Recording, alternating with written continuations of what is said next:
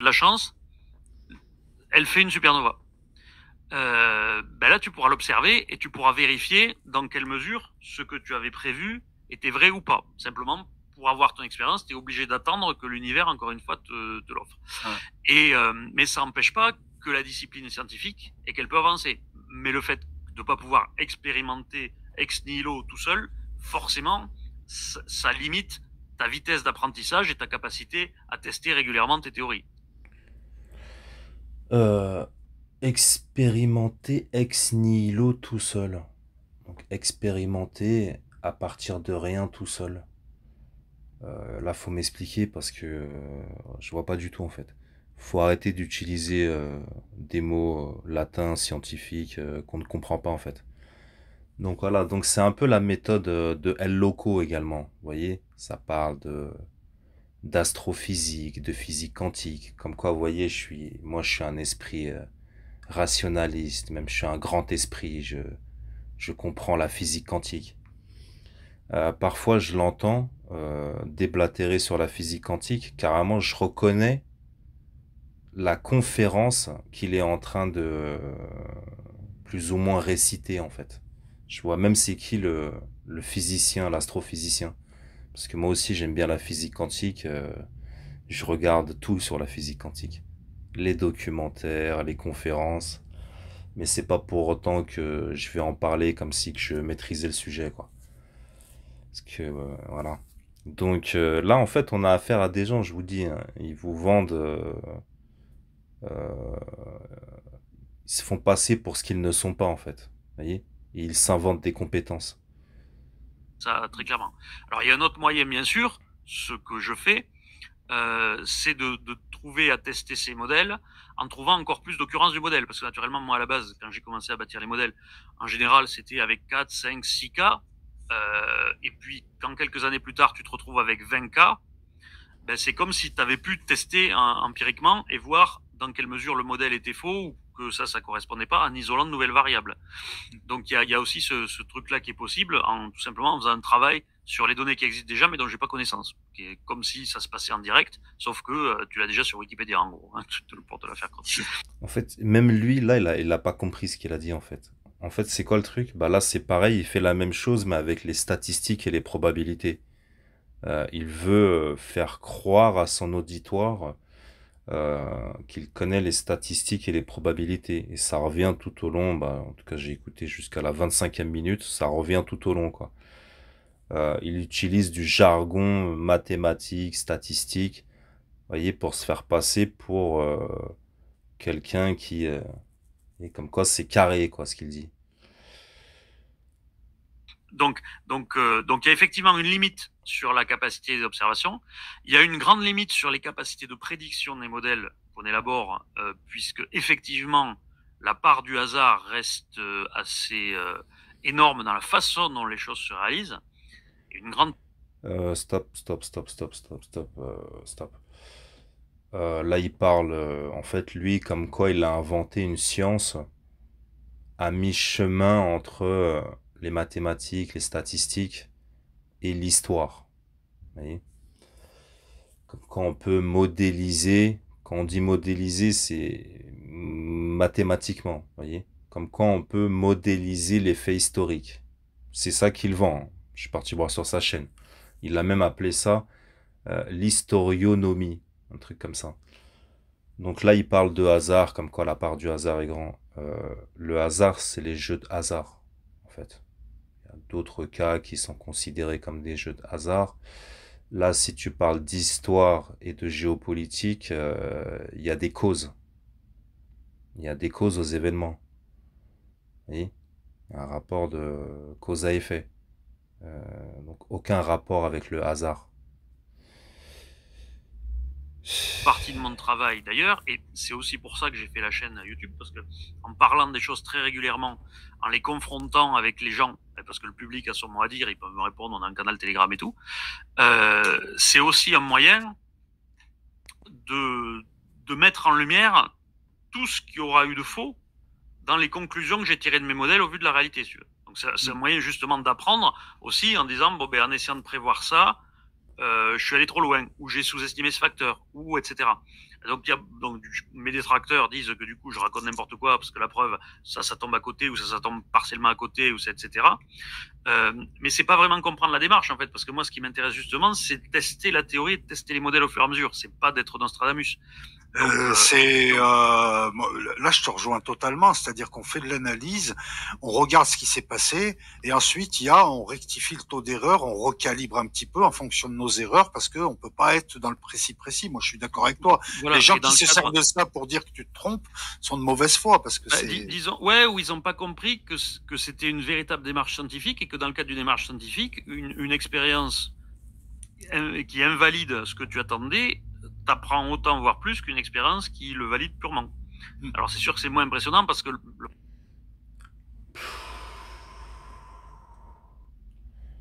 Donc, vous voyez, là, il utilise le mot expérience. Vous voyez, c'est-à-dire la méthode scientifique. Vous voyez, on élabore une théorie à partir d'hypothèses ou à partir d'observations, et ensuite, on en fait l'expérience pour voir si la théorie explique le réel. À quel moment tu fais des expériences, toi, en fait? Tu parles de géopolitique, d'histoire, en fait. À quel moment tu fais des expériences?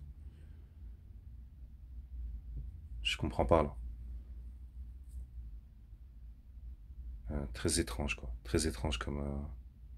qu'est-ce qu'on peut entendre, quoi. Le problème, c'est que sur un truc comme ça de prévision de choses qui vont se passer, naturellement, ça attire et ça donne envie. Et voilà, il y a un petit côté magique. Et donc, on se dit, prédire l'avenir, etc. Mais il faut faire très attention. Je cherche pas plus à prédire l'avenir qu'un économiste ne le fait avec des modèles. Ce que cherche à faire un économiste avec ses modèles, ça va être pas forcément d'avoir raison à tous les coups, mais d'avoir plus raison que la moyenne déjà. c'est Affiner. comprendre l'avenir plutôt que de le prédire. Voilà, et puis et puis être capable de l'anticiper si c'est possible mieux. Même si c'est marginalement mieux, c'est déjà un progrès qu'on apporte aux gens pour préparer leur vie, faire leurs choix, etc.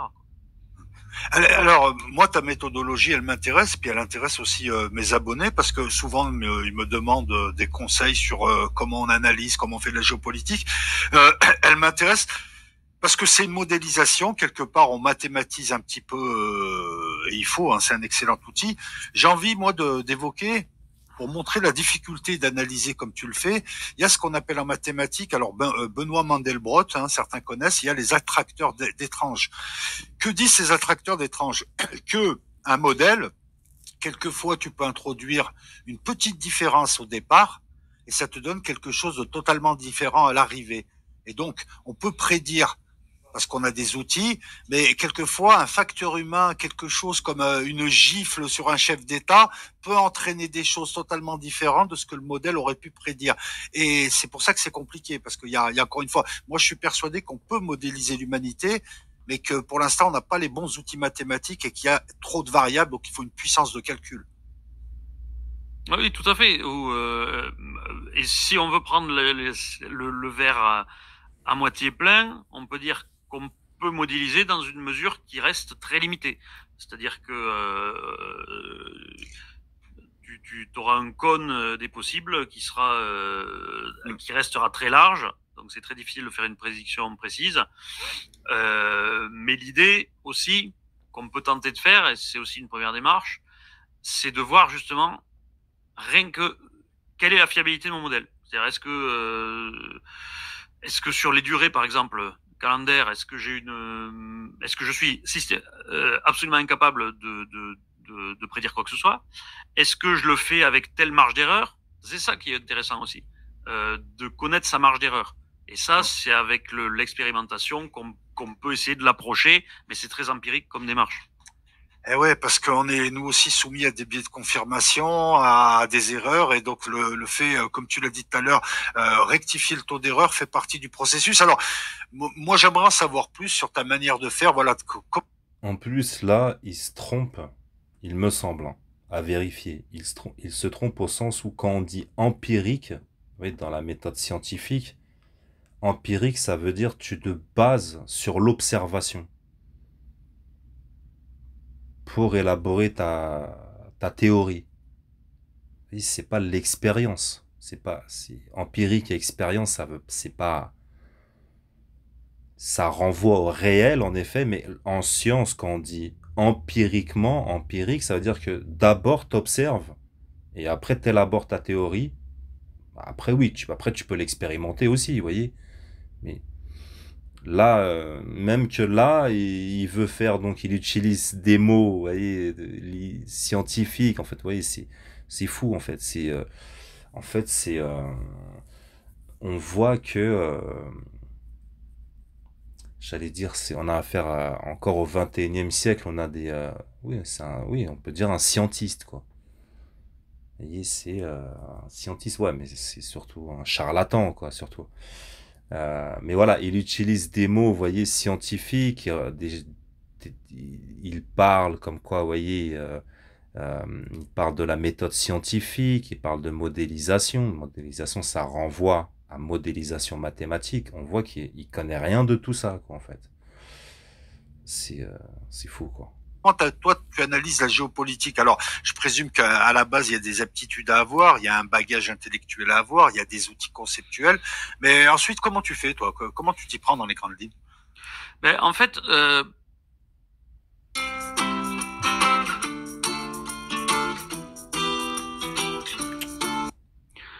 Désolé. Mince. parce qu'au-delà de, Il y a l'intérêt aussi mes abonnés. J'essaie de récupérer mes modèles historiques. C'est-à-dire que il y a il y a des choses qui sont assez universelles, en particulier des schémas de trajectoire, si tu veux, qui concernent à peu près tous les États existants, toutes les communautés politiques dans des frontières relativement stables. Et donc à partir du moment où déjà tu sais que tous les États suivent à peu près la même trajectoire sur le temps long, si tu arrives à identifier, ce qui n'est pas toujours facile, hein, mais si tu arrives à identifier à quel moment de sa trajectoire un État est, à ce moment-là, ça te permet de le cadrer dans le modèle d'une certaine manière, parce que un État qui a un certain stade a certaines tendances au plan stratégique. Il aura des élites qui auront certains intérêts plutôt que d'autres. Par exemple, je sais pas, les élites d'ancien régime, c'est des élites qui ont un intérêt en général très foncier, très territorial, alors que les élites des régimes parlementaires ont des intérêts plus marchands, plus internationalisés. Ce genre de choses, hein, c'est très court, mais c'est ce genre d'idées-là. Et donc, une fois, donc ça c'est par pays. Donc, si tu me demandes ce pays-là, comment tu analyses aujourd'hui, ben, c'est ça que je vais faire. J'essaie de me dire, alors voyons. Est-ce qu'il correspond au modèle? À quel moment il est? Donc, est-ce que son régime est à 10, 15, 20 ans de se casser la gueule pour que ça se transforme en autre chose? Si c'est autre chose, quoi, etc. Puis, dans un deuxième temps, tu vas essayer de regarder qu'est-ce qui arrive chez ses voisins, c'est-à-dire eux-mêmes, où est-ce qu'ils sont dans cette trajectoire, parce que s'ils sont à un certain niveau, il y a un risque qu'ils soient, par exemple, très agressifs. Et donc, tu sais que ça va impacter à la fois eux et aussi le pays voisin qui est celui que tu cherches à étudier à la base. Donc, ça rajoute un autre. Ok, je vois le truc. Donc, oui, comment, c'est quoi ces modèles? Oui, c'est peut-être la calorie aussi, vous voyez. Donc, un pays qui commence à être, vous voyez, qui a connu la croissance, la période de croissance d'apogée et de chute, et de décroissance en tout cas. Voilà, il est en manque de calories, il est en manque de pétrole, il est en manque, voilà. Donc, si il a un voisin plus faible, bah voilà, donc il y a risque de guerre, et forte probabilité de guerre. En gros, c'est ça qu'il raconte. Donc déjà, ce qu'il a dit au départ, bon, c'est connu, vous voyez, c'est Ibn Khaldun qui a établi ça, le premier en tout cas à avoir évoqué ça. Et chaque empire, chaque royaume, chaque nation connaît sa phase de croissance d'expansion, d'apogée et de chute et décadence et chute, vous voyez. Comme l'Empire romain, comme l'Empire perse, comme l'Empire assyrien, comme comme tous les empires, vous voyez, comme l'Empire américain d'aujourd'hui, quoi. On peut dire qu'il est en phase descendante, vous voyez. Oui, mais ça, oui, mais en fait, rien d'extraordinaire, quoi, en fait. Vous voyez, c'est rien d'extraordinaire. Et par exemple, on a aussi, par exemple, Wilfredo Pareto. économiste et mathématicien et sociologue. Donc c'est un grand mathématicien, donc il est connu pour, comment ça s'appelle, l'équilibre de Pareto, je crois. J'ai lu comme ça un peu son livre d'économie politique. Il, Ses équations, il ne les écrit pas mathématiquement, je dirais. Il les énonce littéralement. Contrairement à son contemporain Walras, les deux, je crois, étaient professeurs d'économie à Lausanne. Walras, lui, il pose les équations. C'est même le premier à avoir généralisé l'utilisation des mathématiques en économie, donc la modélisation comme mathématique. À l'avoir vraiment généralisé, ça a déjà été utilisé avant. Ouais, non, lui, il a fait oui, une modélisation, c'est l'équilibre général, vous voyez. C'est totalement théorique, ça n'explique rien du tout. D'ailleurs, si les économistes pouvaient prévoir l'avenir, si je puis dire, on l'aurait su, depuis longtemps déjà, je pense. Ils ne prévoient rien du tout avec leur modèle. Et Wilfredo Pareto, justement, a écrit un ouvrage de sociologie que j'ai plus lu plus attentivement. Très intéressant, il parle beaucoup des élites. Il reprend ça, vous voyez, il reprend, c'est la dégénérescence des élites, vous voyez, c'est un des facteurs de décadence d'une nation, d'un royaume. Oui, rien de nouveau, quoi, en fait. Et donc ça parle toujours de modélisation, mais il sait même pas de quoi il parle, quoi. Je veux dire, modélisation. Parce qu'à un moment, il va utiliser le mot probabiliste, les modèles probabilistes. Le modèle probabiliste, par exemple, c'est le modèle de Monte-Carlo, qui est autant utilisé en astrophysique qu'en économie-finance. On a quoi? On a l'économétrie pour modéliser. On a, euh, on a les séries temporelles, qu'on voit très utilisées en finance. Mais en fait, toi, comment tu veux modéliser la géopolitique, les faits, l'histoire, les faits historiques, avec ta matière là, historionomie. Je rappellerai à la fin qu'est-ce la méthode historique. Niveau de risque qu'il peut y avoir, est-ce que ce pays risque d'être attaqué par le pays voisin à tel moment, pour quelles raisons, etc. Et en s'appuyant aussi sur un certain nombre de permanences dans les intérêts des États, avec tout ça, tu arrives à peu près à voir, enfin, je pense arriver à peu près à voir, parce que du coup, je fais des projections et l'idée, c'est de voir si les projections se valident, auquel cas, ça va dire que l'analyse était bonne. Si rien ne se valide, ça veut dire que c'était très mauvais. Si ça se valide à moitié, ça veut dire que c'était pas trop mal, mais que on peut beaucoup mieux faire. Mais voilà, c'est comme ça que je procède, que ce soit dans les émissions que je fais ou quand on vient m'interroger sur tel ou tel sujet, quoi. Alors juste pour reformuler, parce que moi je procède un peu de la même manière, c'est-à-dire qu'en fait l'analyse du pays seul, on observe ce que moi j'appelle le tempo, son stade de développement, donc ses intérêts du moment, son type de structuration, voilà le tempo. Ensuite on le replace dans une géopolitique du pays, donc autour, le premier cercle. Après moi je le replace dans une géopolitique plus grande parce que il y a des géopolitiques qui se placent dans des géopolitiques beaucoup plus grandes. Je sais pas, l'Inde qui se place dans une géopolitique plus asiatique et qui fait la sienne en fonction, etc. Voilà. Et puis je présume que tu observes le modèle, la structure, et que tu essayes de voir s'il n'y a pas eu de par le passé une structure analogue qui pourrait nous donner des billes. Voilà, tout à fait, parce qu'au-delà du modèle qui concerne en général un État, il y a aussi d'autres modèles qui en concernent plusieurs. Donc il y a des trucs à l'échelle civilisationnelle. Donc il y a aussi qu'il faut voir. On regarde l'État lui-même, on regarde à l'échelle plus large, on voit dans quelle mesure ça interfère. Voilà, c'est un modèle, hein, quoi, tout simplement. Quand on a un modèle, c'est comme ça. Il y a plusieurs échelles, et oui, c'est comme ça qu'on fait. Après, après, moi, j'essaye de mettre des calques, les flux financiers, l'économie, enfin tous les calques qui permettent peut-être d'infirmer ou de confirmer ce que je pense. Oui, comme quoi il faut un gros travail, il analyse l'économie d'un pays, les indices, les grands indices macroéconomiques. Voilà, il reprend les comptes nationaux, il regarde. En fait, c'est des bricoleurs. Ça lit la presse d'un jour à l'autre, et ils adaptent leur discours pseudo-scientifiques, comme quoi, voilà, c'est des géopoliticiens, c'est des bricoleurs, c'est au jour le jour. Vous voyez? Après, ils parlent comme quoi ils ont un certain taux d'échec et voilà, comme quoi ils affinent leur modèle pour réduire le. Je sais pas si vous vous rendez compte des mythomanes que c'est, des gens qui veulent se faire passer pour des intellectuels, des scientifiques. C'est des bricoleurs en vérité.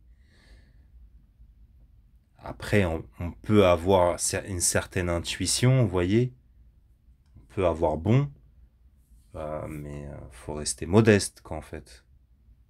Non, eux, vous voyez, ça parle comme quoi c'est carré, c'est c'est mathématique. Ils, euh, et comme quoi ils ont une méthode qui a fait ses preuves. Ensuite, ça analyse l'économie, les économies. Tu ferais que ça, quoi, en fait, du matin au soir, quoi, si tu ferais ça, en fait, je sais pas. Et comme quoi ils maîtrisent tout ça, quoi, en fait. C'est des mythomanes. Faut comprendre, là. Ils maîtrisent rien de ce qu'ils prétendent maîtriser, là. De la géopolitique purement géopoliticienne, c'est-à-dire la géographie, la politique, le militaire. On essaie. On a une époque où aujourd'hui l'internet, les flux financiers, la richesse dématérialisée, tout ceci rentre en ligne de compte dans une géopolitique. Ne serait-ce que les routes de la soie. On voit que les routes de la soie, c'est pas seulement des chemins de fer et des routes, c'est aussi des routes numériques, par exemple. C'est aussi important. Voilà. Donc ceci peut aussi expliquer certaines géopolitiques.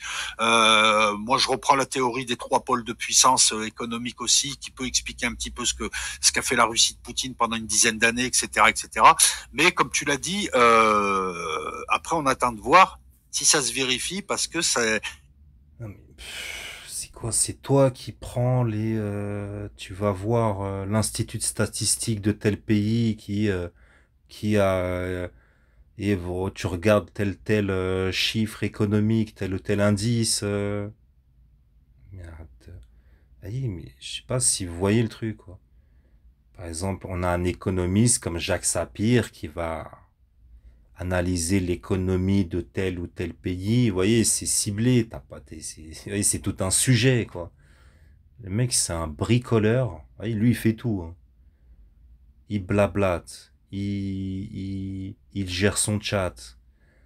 Il fait les montages audio, vidéo. C'est des bricoleurs, quoi. Des bricoleurs. Toi, tu vas me dire, tu maîtrises les mathématiques, les statistiques, l'économie, tu es capable d'analyser tout ça. C'est une blague, quoi. C'est vraiment des blagues. L'histoire repasse le même type de plat, mais c'est jamais le même plat. J'ai l'impression, non?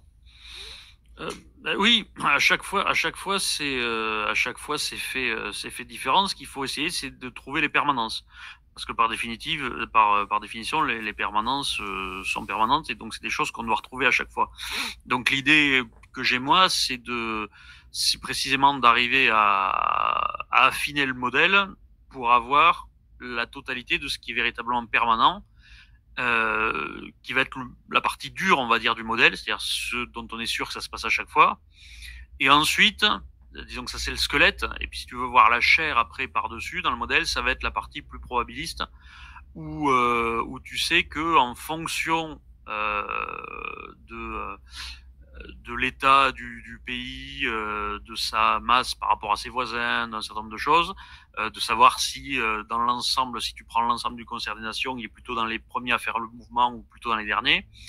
Tout ceci t'aiguille pour savoir dans l'éventail des possibilités que tu as en fait, hein, puisque disons au milieu tu as le modèle, et puis tout autour le milieu, le modèle il est sur la moyenne, hein, c'est-à-dire c'est vraiment ce que tu trouves partout.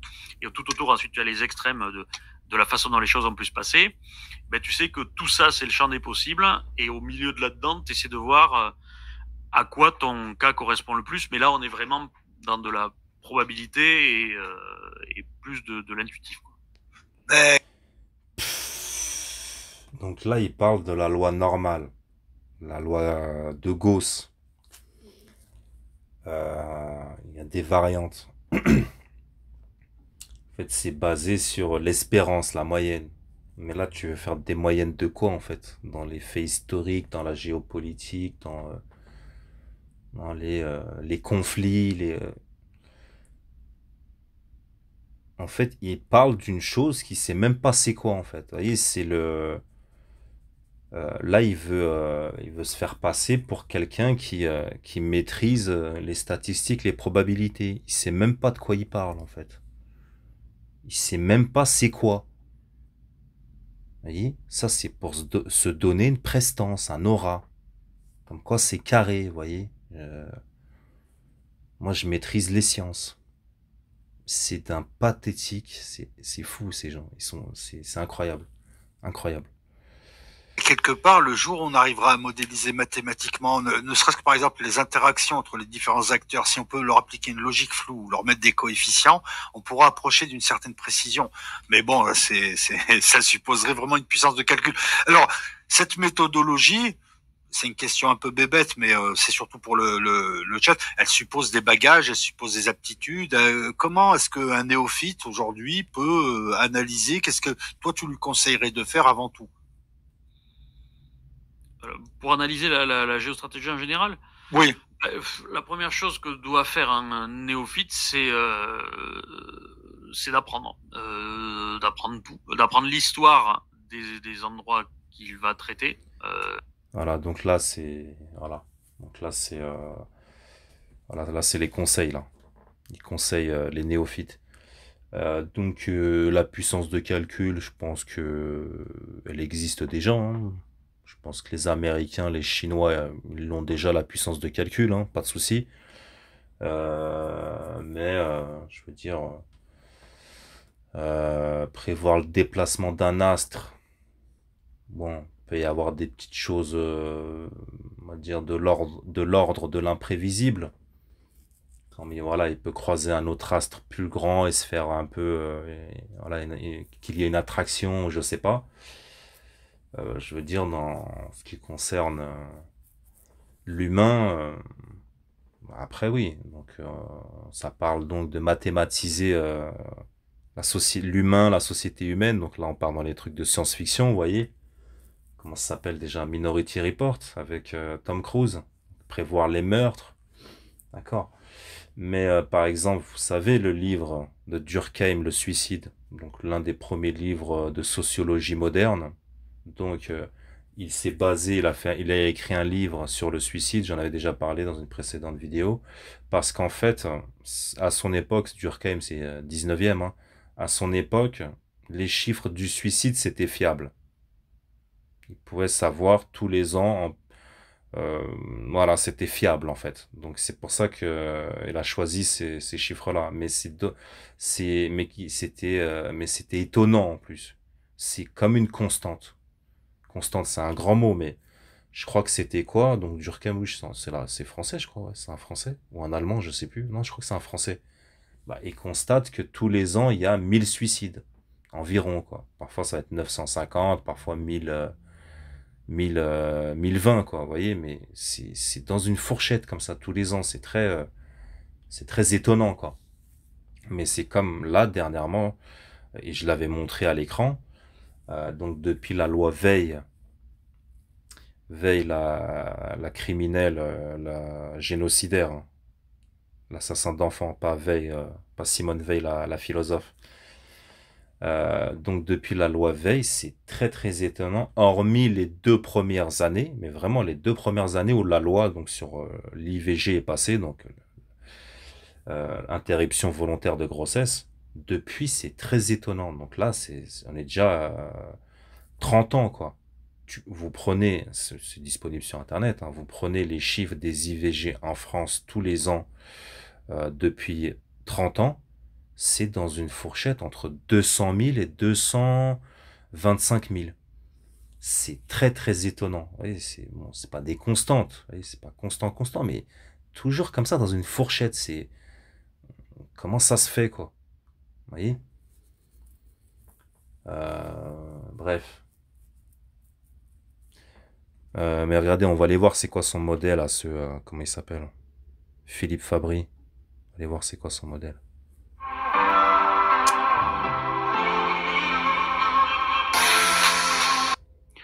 Bonjour, bienvenue. Nous pourrions se retrouvera seul avec le peuple qu'il a opprimé dans cette géographie pendant 75 ans. Israël n'est qu'un pion dans la région qui sera sacrifié le jour venu. Donc on voit quand même... Ça, c'est... Il cite Erdogan, là. Il cite Erdogan. C'est pas de ses propos. Une attaque très virulente d'Erdogan qui choisit son camp. Médiatiquement en tout cas, et ce qui est assez curieux, disons, il sait chez qui il s'appuie chez lui, parce qu'en réalité, d'après les sondages que j'ai vu passer sur Twitter, il y a plus de la moitié de la population turque qui pense que soit la Turquie devrait être totalement neutre dans le conflit, soit jouer un rôle de médiateur. Et c'est une minorité de Turcs, à peu près 30%, qui pensent qu'il faut prendre le parti des Palestiniens, voire même intervenir contre Israël. Donc mais vraisemblablement que ces 30% sont l'électorat d'Erdogan.